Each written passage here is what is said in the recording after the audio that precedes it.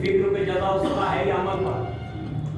किसी इंसान की फिक्र बहुत अच्छी रही पूरी जिंदगी, लेकिन वो फिक्र अमल तक नहीं आई, सुभान अल्लाह सुभान अल्लाह। तो क्या जन्नत का मुस्तहक करार पा जाएगा? जी, सारी रात घर में बैठ करके सोचता मुझे ये करना, यतीमों के लिए ये करना, गरीबों के लिए ये करना, मिस्कीनों के लिए ये करना, सारी रात सोचता। बहुत अच्छी बात है फिक्र का अच्छा होना, बहुत अच्छी बात है, फिक्र अच्छी है, बहुत अच्छी बात है। लेकिन अज़ीज़ान गिरामी सुबह उठता है, पैसे भी हैं, दौलत भी है, सब कुछ है, लेकिन दिल गवारा नहीं करता कि 100 रुपए निकाल के किसी गरीब को दे सके। तो 24 घंटे की फिक्र जो है, क्या उसको जन्नत ले जाएगी? सोच तो अच्छी है, फिक्र तो अच्छी है, लेकिन इस्लाम कहता हम सिर्फ और सिर्फ फिक्र के ऊपर जजा नहीं दे रहे। चाहे फिक्र अच्छी हो या बुरी, बुरी फिक्र पे जजा सजा नहीं देंगे, और अच्छी फिक्र पे सिर्फ और सिर्फ फिक्र पे जजा नहीं देंगे, जब तक वो फिक्र जो है वो मैदान अमल में अमल की शक्ल में ना आ जाए। सलात पढ़े मोहम्मद वाले अल्लाहुम्मा सल्ली अला मुहम्मद व आले मुहम्मद। एक बार और सुना। अल्लाहुम्मा सल्ली अला मुहम्मद व आले मुहम्मद।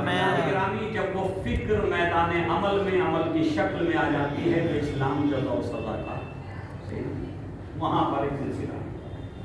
अब ये जो यहूदी हैं, ईसाई हैं, हिंदू हैं, सिख हैं, जितनी कौमें हैं, जितने इंसान हैं, वो सब फिक्र में कुरान के साथ हैं, वो सब फिक्र में नबी करीम के साथ हैं, फिक्र में जो है अल्लाह के साथ हैं। लेकिन जब मैदान अमल की बात आती तो अमल में ना वो अल्लाह के साथ हैं, ना वो कुरान के साथ हैं, ना वो नबी के साथ, ना वो नबी के साथ हैं, ना रसूल के साथ। जी, तो फिक्र में तो हम सब अलग ही हैं, फिक्र में हम सब अलग ही हैं, फिक्र में हम सब हुसैनी हैं, फिक्र में हम सब जाफरी हैं। सही ना? फिक्र हमारी सबकी है या नहीं है? फिक्र में हम सब साथ हैं, लेकिन जब बात आती है अमल करने की तो फिर ना हम हुसैनी हैं, ना हम जाफरी हैं, ना हम अलवी हैं। सुभान अल्लाह सुभान अल्लाह सुभान अल्लाह। सलात पढ़े मोहम्मद वाले मोहम्मद। अल्लाहुम्मा सल्ली अला मुहम्मद व आले मुहम्मद। अमल में क्या है? सवाल ये पैदा होता है, अमल में क्या है? फिक्र में तो मैं भी ये कहता हूँ कि जुल्म नहीं करना चाहिए, लेकिन जब जुल्म करने का मौका मिलता है तो क्या रुक जाता हूँ? अगर फिक्र सही है कि जुल्म नहीं करना चाहिए, तो जब जुल्म करने की कुव्वत और ताकत हो और जुल्म करने का मौका मिले, उस वक्त इंसान जुल्म करने से बाज आ जाए तो माना जाए कि ये हुसैनी है। बेशक सुभान अल्लाह सुभान अल्लाह। माना जाए ये हुसैनी है, माना जाए ये अलवी है। पता चला फिक्र का हुसैनी, अमल का यजीदी। सुभान अल्लाह सुभान। तल्ख है बहुत ज्यादा है ये जुमला, सही है ना? फिक्र का हुसैनी, अमल का यजीदी, फिक्र का अलवी, अमल का उस्मानी। अब वो कह रहे हैं अल्लाहुम्मा सल्ली अला मुहम्मद व आले मुहम्मद। फिक्र का हुसैनी, अमल का यजीदी, या फिक्र अहले बैत के साथ, अमल दुश्मनाने अहले बैत के साथ। यही तो वो जुमला था जो फरस्तक ने कहा था इमाम से, याद कीजिएगा जरा। कूफे के रास्ते में फरस्तक कूफे से आ रहे थे, इमाम करबला के लिए कूफे के लिए जा रहे थे, जनाब मुस्लिम ने अकील को भेज चुके थे, कूफे के लिए जा रहे थे। रास्ते में फरस्तक से मुलाकात हो गई। फरस्तक उस जमाने के बड़े शोरा में से एक थे। फरस्तक से पूछा कि कूफे के हालात क्या हैं, कूफे के लोगों के ख्याल क्या हैं। फरस्तक का जुमला सुनेंगे। फरस्तक ने कहा, कुलूबुहुम माक, उनके दिल आपके साथ हैं, उनके दिल आपके साथ हैं। वसयूफुहुम अलैक, उनकी तलवारें आपके खिलाफ। दिल आपके साथ है, तलवारें दिल साथ है इमाम हुसैन कहले कूफा के, लेकिन तलवारें इमाम के खिलाफ। जी, तो दिल खाली साथ होके करे क्या जब तलवार उनके खिलाफ आ रही है? सलात पढ़े मोहम्मद वाले अल्लाहुम्मा सल्ली अला मुहम्मद व आले मुहम्मद। दिलों की मोहब्बत से कोई जंग जीती जा सकती तो बहुत आसान था कि हम इमाम हुसैन को चाहते हैं, लेकिन इमाम हुसैन का मैदान जंग में साथ नहीं दे सकते, तो कैसे जंग जीत लेंगे आप? ये चाहते हैं इमाम को, लेकिन इमाम का साथ नहीं दे पा रहे। तो अज़ीज़ान गिरामी, ये मसाइल हैं। आज हम इस तारीख से कुछ सीखना चाहते हैं या ये वाकयात है बस? ये गुजरे हुए वाकयात हैं या ये वाकयात इबरत हैं आने वाली कौमों के लिए? जी, इबरत है ना, ये दर्स है ना। तो अगर हमने उन वाकयात को वाकयात की तरह पढ़ा تو ہم بھی کہیں نہ کہیں جو ہے اسی کردار میں ڈھلتے چلے جائیں گے. لیکن اگر اس سے کوئی درس حاصل کر لیا تو پھر اپنے آپ کو چینج کرنے کی کوشش کریں گے, پھر اپنے آپ کو تبدیل کرنے کی کوشش کریں گے. تو ہمیں یہ درس لینا ہے کہ جیسے اہل کوفہ کے دل تو امام کے ساتھ تھے, تلواریں امام کے خلاف تھیں, تو لہذا ہمیں ویسا نہیں ہونا چاہیے کہ دل اہل بیت کے ساتھ ہوں اور اعمال جو ہیں وہ دشمنان اہل بیت کے ساتھ ہوں. صلاۃ پڑھیں محمد والے محمد. اللہم صلی علی محمد وآل محمد. اور عزیزان گرامی, اگر نظام اسلامی اور بالخصوص مکتب اہل بیت, مکتب محمد والے محمد کے ماننے والے, مدرسے اہل بیت کے جو اسٹوڈنٹس ہیں, یہ سبھی حضرات, اگر یہ نظام اسلام کو قائم کرنا چاہتے, ہم دنیا بھری باقی فرقوں کی بات نہیں کر رہے ہیں, ہم اپنی بات کر رہے ہیں کہ اگر ہم اپنے فرقے میں نظام قرآن, نظام اہل بیت, نظام محمد مصطفیٰ اگر اپنے فرقے میں جو ہے ہم عملی بنا لیں, صحیح نا, تو یقین جانیے کہ دنیا کے سارے سماجوں کے لیے ہمارا سماج آئیڈیل بن جائے گا. بے شک. دنیا کی ساری قوموں کے لیے یہ قوم نمونہ عمل بن جائے گی. لیکن جو کچھ دوسرے سماجوں میں ہو رہا وہی ہمارے سماج میں, کوئی فرق تو ہے نہیں. ہندوستان کے جتنے سماج ہیں سب کی برائیاں, سب کی کمزوریاں, سب کے نقائص ایک جیسے ہی ہیں. جی یوں ہوتا کہ جی وہ محلہ ہمارا نہیں ہے تو وہاں چوریاں ہوتی, کوئی بات نہیں. وہاں حسد ہے ایک دوسرے کے ساتھ, کوئی بات نہیں. وہاں غیبتیں ہیں, کوئی بات نہیں. وہاں کوئی کسی کے کاروبار سے جو ہے وہ جل رہا, کوئی بات نہیں. صحیح نا, نقصان پہنچا رہا کوئی, کیونکہ ہمارا معاشرہ نہیں. لیکن اگر ہمارا محلہ ہے وہاں بھی وہی برائیاں ہیں جی, تو دونوں معاشروں میں فرق کیا ہے جی؟ ایک کربلا والوں کا ہے, ایک عزاداروں کا ہے, ایک عزاداری کو بدعت کہنے والوں کا ہے, لیکن دونوں ایک جیسے, دونوں ایک جیسے. وہاں بھی جھوٹ, وہاں بھی کاروبار میں دھوکہ, وہاں بھی فریب, یہاں بھی فریب. تو بھائی کربلا سے اس قوم کو کیا ملا کہ جب یہ ان کے ساتھ کھڑی عمل میں کہ جو جیسا وہ کر رہے ہیں ویسے یہ کر رہے ہیں, اس کو کربلا سے کیا ملا؟ سبحان اللہ. صلاۃ پڑھیں محمد والے محمد. اللہم صلی علی محمد وآل محمد. مجھے کربلا سے کیا ملا؟ مجھے امام حسین سے کیا ملا؟ مجھے کیا فائدہ ہوا یہ مجلسیں کر کے, فرش ادا بچھا کے, یہ سب کچھ کر کے, اگر میں کردار میں وہیں کھڑا رہ گیا جہاں دشمنان اہل بیت. بے شک جی وہ بغیر کچھ کیے میرے جیسے ہو گئے, میں اتنا کچھ کر کے ان سے مختلف نہیں ہوا. فیضان گرامی, ہماری ذمہ داری ہے کہ یہ فرش ادا ہمارے لیے درس گاہ بنے. یہاں سے ایک درس لے کر کے جائیں, یہاں سے کوئی ایک درس ایک مجلس سے لے کر کے اٹھے تو یقین جانیے چاند رات, محرم کی چاند رات سے لے کے 20 صفر تک کتنی مجلسیں ہو رہی؟ 50 مجلسیں. کتنی؟ 50 مجلسیں ہو گئی نا, 50 دن ہے نا. میں کہتا ہوں نہ شرکت کیجئے 3 مجلسوں میں, 4 میں نہیں کر پایا کوئی انسان اپنے کاروبار, اپنے بزی ہونے کی وجہ سے, ایک میں تو کی ہوگی. تو اگر ایک میں بھی شرکت کی تو 50 مجلس سنی ایک مومن نے, 50 نہ سنی 20 سنی ہوں گی, 20 نہ سنی 10 تو سنی ہوں گی. لیکن کیا چاند رات کے بعد اس نے 10 مجلسیں سن کے 10 برائیاں اپنے اندر سے ختم کر دی؟ سبحان اللہ. سبحان اللہ. 10 مجلسیں سن کے 10 برائیاں, 10 اپنی بری عادتیں چھوڑ دی, 10 کمزوریاں دور کر لی.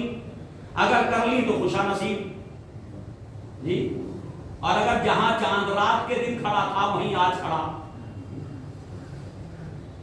تو ان 20 مجلسیں سننے کا فائدہ کیا ہوا بھائی جی؟ ثواب, اجر و ثواب ملے گا. یہی ہے نا, بس ایک بحث ہے, لے دے کے اجر و ثواب کی بحث, صحیح نا. مجھے پتہ نہیں یہ فلسفہ اسلام میں کس معنی میں بیان کیا گیا تھا, یہ بھی سمجھ سوال ہے کہ اجر و ثواب کس معنی میں. نماز پڑھو گے ہم اجر دیں گے, ثواب دیں گے, یہی ہے نا. روزہ رکھو گے ہم ثواب دیں گے, امام حسین پہ گریا کرو گے ہم اجر و ثواب دیں گے. یہ اجر و ثواب کون سا پرندہ ہے, کون سی بلا ہے کہ جو دیا جائے گا؟ کیا ہے یہ اجر و ثواب؟ عزیزان گرامی, انسان فطرتاً لالچی, اس کی فطرت میں لالچ ہے. تو جس نے اس کی فطرت کو بنایا تھا وہ بخوبی جانتا تھا, صحیح ہے, کہ یہ بغیر لالچ کے تو کچھ کرے گا نہیں. فطرت تو میں نہیں بنائی. صلاح پڑھے محمد والے اللہم صلی علی محمد وآل محمد. بغیر لالچ کے کچھ نہیں کرے گا. اسے لالچ چاہیے. یہ تو وضو کرنے کو تیار نہیں جب تک حورے نہ ہو سامنے جی. اگر وہ حورے نہ رکھتا, غلمان نہ رکھتا, جنت کی نعمتیں نہ رکھتا, تو شاید یہ وضو بھی نہ کرتا. اور میں اس بات کو پوری ذمہ داری کے ساتھ کہہ رہا ہوں، لو بیچ سے جنت جہنم کا ہٹا دو، اسلام سے نکال دو جنت اور جہنم، دو چیزیں نکال دو، صحیح ہے، مسجدیں بند ہو جائیں گی، ہو جائیں گے، کچھ ہے ہی نہیں وہاں، جب کچھ ہے ہی نہیں تو وہ انسان مسجد میں جا کے کرے کیا؟ یہ تو جارہ حوروں کے لیے، غلمان کے لیے، جنت کی نعمتوں کے لیے، صحیح ہے، 2 رکعت نماز پڑھتے پڑھتے نہ جانے کتنے خیال اس کے دل سے گزر جاتے ہیں، جنت میں یہ ملے گا، وہ ملے گا، وہ ملے گا۔ تو خدا نے کہا شاید یہ لالچ کے ذریعے ہی اپنے آپ کو سنوار لے، جی لالچ دیا اسے یہ دیں گے، یہ دیں گے، تو عزیزان گرامی لالچ کے ذریعے ہی انہی چیزوں پہ نظر کر کے شاید سنبھال لے۔ تو جب اس نے جنت رکھ دی تب لوگ سدھرنے کو تیار نہیں، تو اگر اس نے جنت نہ رکھی ہوتی تو کون سدھرتا؟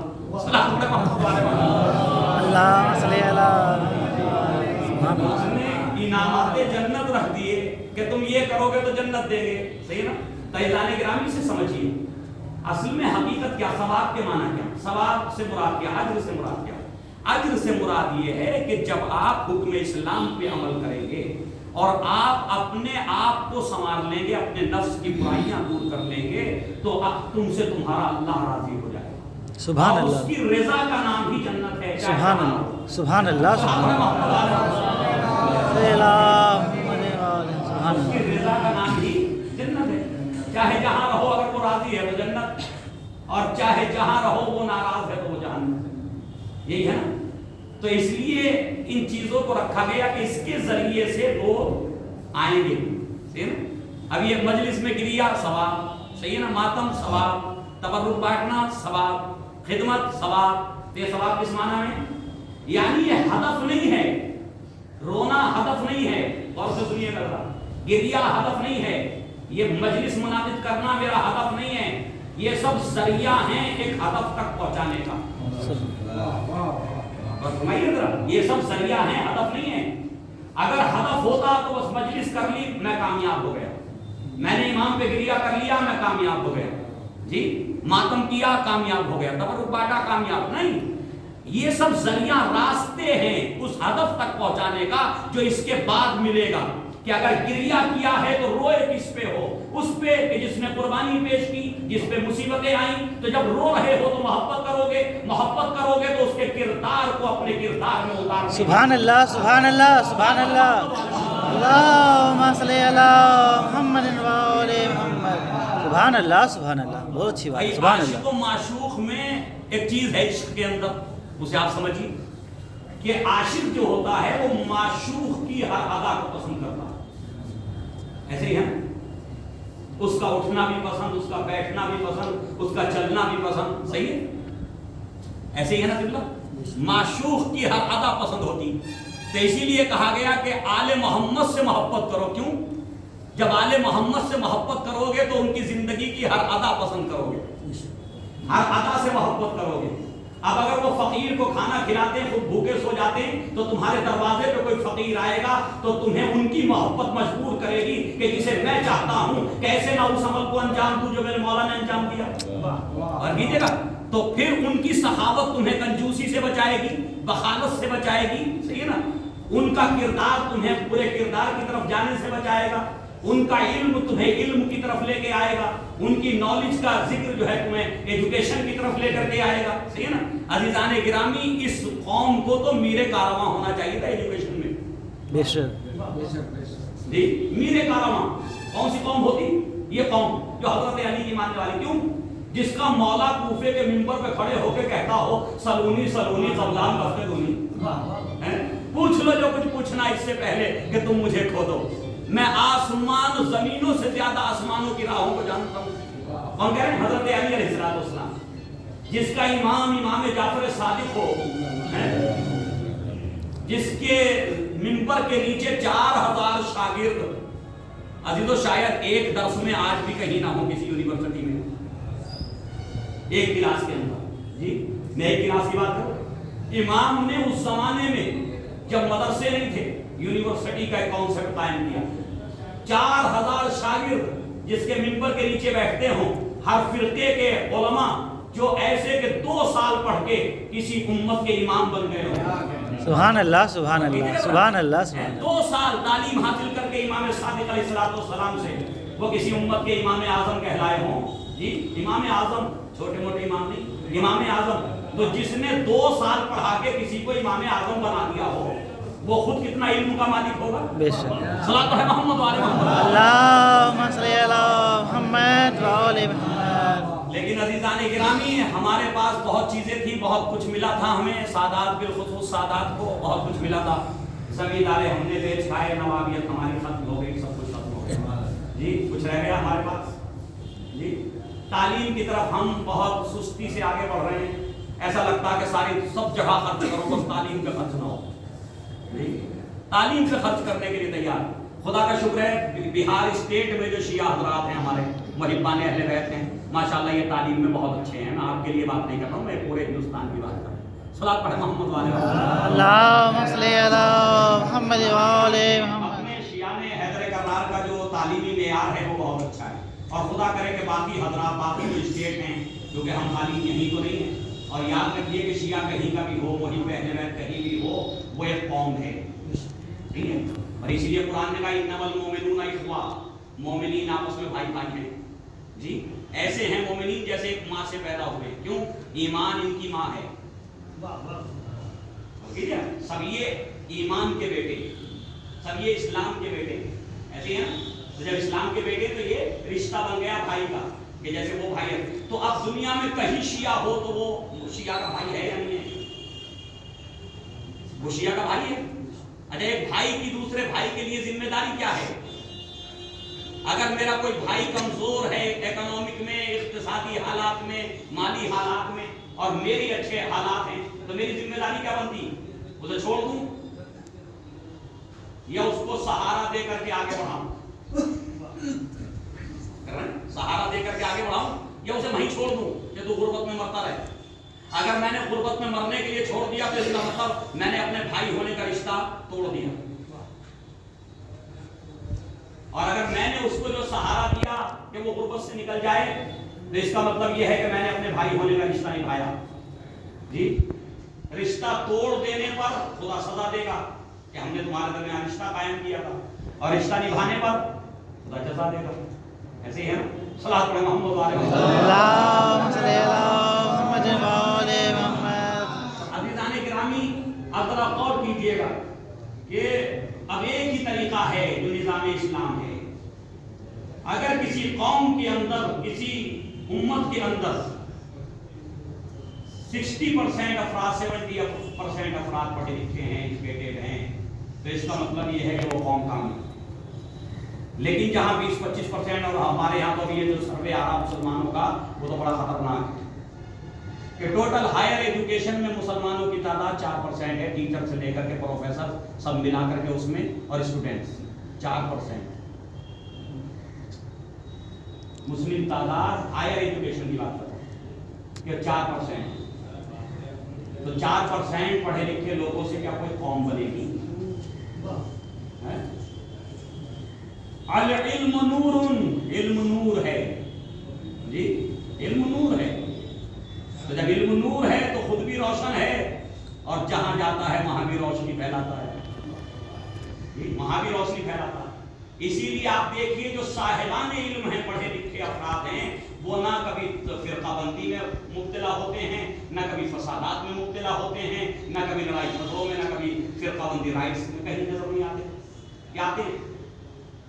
کوئی انجینئر تو میں نے نہیں دیکھا کہ وہ پلوا ہو رہا ہو، اس میں جو ہے وہ ڈنڈا لیے پھر رہا ہو، ڈھیلے برسا رہا ہو. کوئی ڈاکٹر کی خبر تو نہیں آئی. ابھی نوح میں ہوا تھا نا سب کچھ، دیکھا نا ہریانہ میں جو کچھ ہوا. کتنے ڈاکٹر تھے جمع ڈھیلے مارنے والے؟ کتنے انجینئر تھے ڈھیلے مارنے والوں؟ کون تھے وہ لوگ؟ ریڑھی رکشے والے اور جو ہے وہ لیبر طبقے کے لوگ. تو اسلام کو بدنام کون کر رہے ہیں؟ اسلام کی بدنامی کس وجہ سے ہو رہی؟ جہالت کی وجہ سے، ایجوکیشن نہ ہونے کی وجہ سے. جی اور اگر ایجوکیشن ہوتی تو نہ وہ ڈھیلے پھینکتے، نہ اسلام بدنام ہوتا.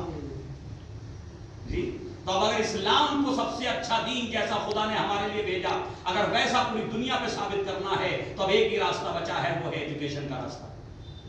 کہ اپنے بچوں کو، خدا نے آپ کو پیسہ دیا، اپنے بچوں کو اپنے پیسے سے پڑھائیے.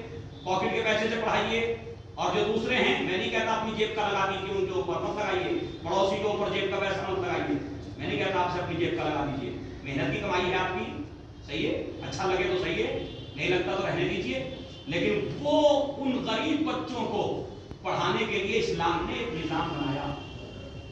जी, बनाया या नहीं बनाया? खाली इस्लाम अमीरों के लिए नहीं आया था, इस्लाम गरीबों के लिए भी है। तो इस्लाम ने कहा कि तुम अपने पैसे से नहीं कर सकते, मत कीजिए, तुम हमारा खुम्स का हिस्सा दे दीजिए और उस हमारे हिस्से से गरीब के बच्चे को पढ़ा दीजिए। हमारा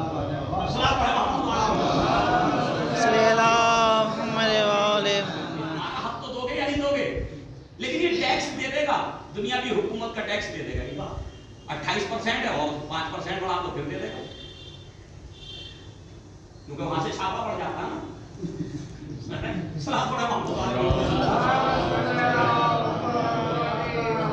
छापा डाल देती हुकूमत, मोहलत नहीं देती, जब मोहलत नहीं देती तो बेचारा टैक्स जो है 28 हो गया, और बढ़ाना चाहे हुकूमत और बढ़ा ले 5-10%, वो भी देगा, देगा नहीं देगा? देगा ना। तो यहाँ टैक्स दे देगा। अरे इस हुकूमत ने, हमारी दुनिया की हुकूमत है, दुनिया की हुकूमत में कोई मुखालफत की बात नहीं कर रहा हूँ, एक निज़ाम है, हर जगह होनी चाहिए, हुकूमत के बगैर तो काम चल नहीं सकता। लेकिन जानिएगा, मुझे इंसाफ से बताओ, दुनिया की हुकूमत ने आपको क्या, मुझे क्या दिया है? जितना मैं टैक्स देता हूँ अगर उतना वो मेरी हेल्प कर देती तो शायद हिंदुस्तान का एक भी बच्चा जो है वो क्या नहीं रहता। ऐसा या नहीं है जी? अगर हेल्प करती हुकूमत, पढ़ने में मदद करती, सही है, तो एक भी बच्चा क्या नहीं रहता। लेकिन ये हुकूमत सब कुछ करती है, मिनिस्टरों के लिए अच्छे अच्छे फ्लाइट खरीदती, सब कुछ करेगी, हेलीकॉप्टर